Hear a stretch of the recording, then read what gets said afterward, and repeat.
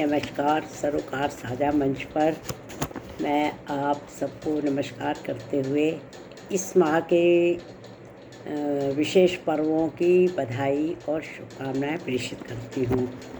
इसके साथ ही आज का विषय जो है वो हमारे पिताजी से संबंधित रखा गया है और उनको गए हुए लगभग 16 वर्ष हो गए हैं और ये उनका जन्म शताब्दी वर्ष भी के रूप में भी हम लोग इसको देखते हैं।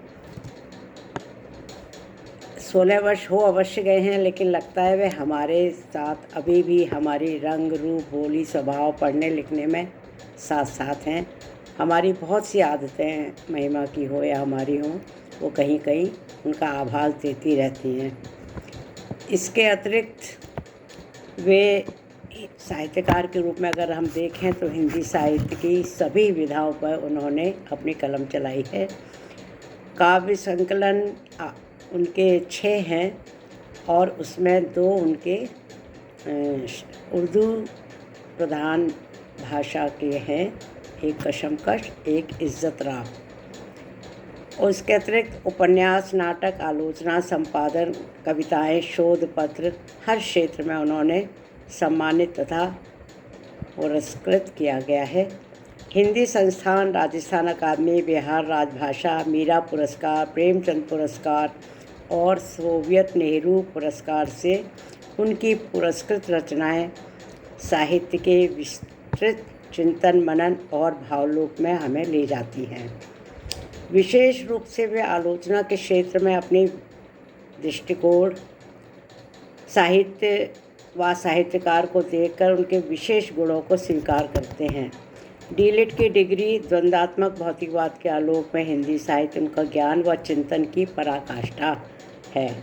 उनकी 24 पुस्तकें हैं, उसमें 7 उपन्यास, 6 काव्य संग्रह, 3 नाटक प्रकाशित और पुरस्कृत रहे हैं। हिंदी के अतिरिक्त उन्हें संस्कृत और उर्दू का भी विशेष ज्ञान था, जो उनको दूसरी दुनिया में ले जाता था और उनके अनुभव और उनके भावलोक को प्रभावित करता था।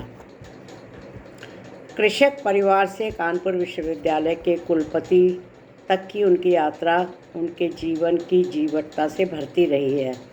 उत्तर प्रदेश उनकी जन्मभूमि, कर्मभूमि अधिक रही, पर 1968 से वे राजस्थान में प्रोफेसर होने के नाते और उच्च पदों पर भी आसीन रहे। इसका परिणाम साहित्यिक राजनीति के चलते राजस्थान के लेखकों के वो शिकार भी रहे हैं। उन्हें जितनी मान्यता, स्थान, सम्मान मिलना चाहिए था, संकीर्ण मनोवृत्ति के कारण वह ना हो सका।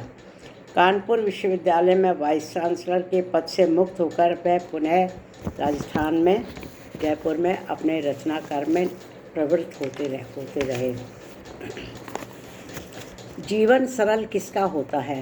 कंटकाकीर्ण भावभूमि पर अनुभूतियाँ, संवेदनाओं की खेती कर ही उत्कृष्ट साहित्य लिखा जाता है।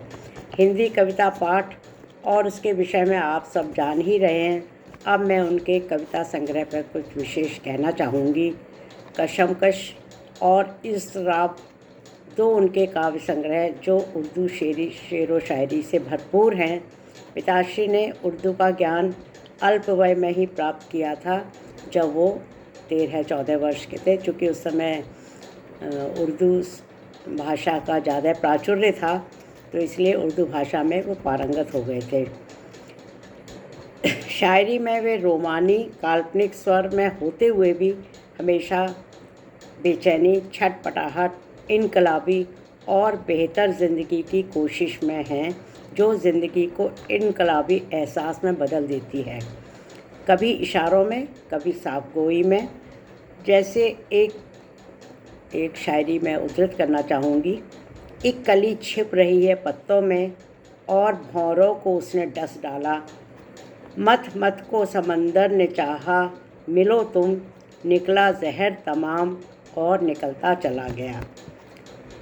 तलखिए ज़ीस्त भी है, तशनगी मैं, मौजों पे जो फिसलना था फिसलता चला गया। तो इसमें शायर जो है, शायर की बेचैनी, शायर की छटपटाहट आप समझ सकते हैं। और इसके अतिरिक्त इंसान की फितरत पे अब यकीन नहीं है, पोर की चढ़ उतार से तस्कीन नहीं है। स्वयं के बारे में वो कहते हैं, जिसमें नहीं है लोच वही है मेरा मिजाज। एक दूसरे के ज़ख्म को सहला रहे हैं हम, एक दुश्मनी सी पाल ली हर शय से हमने। आह आ गयो यार कोई हो, दहला रहे हैं हम। अथवा कभी कभी सरलीकरण भी देखिए, ज़िंदगी का ना कुछ अंदाज़ आया, एक पहेली एक राज आया, आ गया गश उसे सरे महफिल, ऐसे तेवर से परिजाद आया। ज़िंदगी के कई धरातल और बुनावटें होती हैं, टकराहट होती है, इन्हीं का ताना बाना ये शेर व शायरी में एकदम तराशा हुआ सा तो नहीं प्रतीत होता है, मतलब परफेक्शन की आप उम्मीद नहीं रख सकते हैं, लेकिन इनकी बुनावट खुरदुरी होते हुए भी बहुत अपनी सी लगती है, क्योंकि हम सब किसी न किसी तीखे संघर्ष से गुज़रे होते हैं और वह जो खुरदरापन है, जो रफनेस है, जो परेशानियां हैं, संकट हैं, उन सब से हम दो चार होते ही रहते हैं ज़िंदगी में। तो वही सब शायर की शायरी में मिलता है। आज इसी खुरदुरेपन से हम सब चल रहे हैं। उनकी जीवन शैली हमारी प्रेरणा स्रोत है, जो हम अच्छे बुरे, संगत असंगत माहौल में भी उनके दिखाए जीवन दर्शन से मैं जीवन में अपने ढाल कर अपने जीवन संघर्षों से किसी तरह निपट पाते हैं। तो ये सब हम सब लोगों के साथ भी होता है और शेर व शायरी के साथ